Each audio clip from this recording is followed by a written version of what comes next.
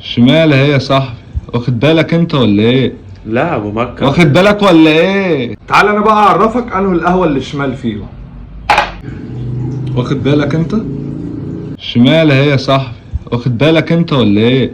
لا ابو مكة. واخد بالك ولا ايه؟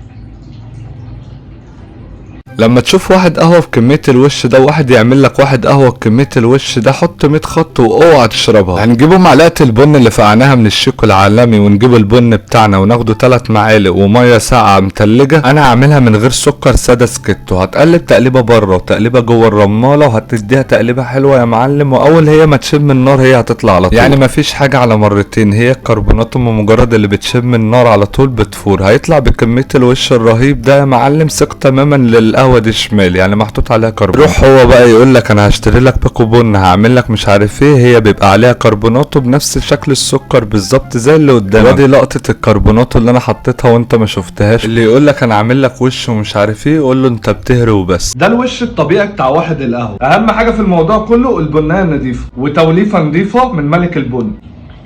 مع اني ما بحبش الليمون، بس واحد قهوة من مرد الله. ما تنساش تصلي على النبي في الكومنتات. كل سنة وانتم طيبين.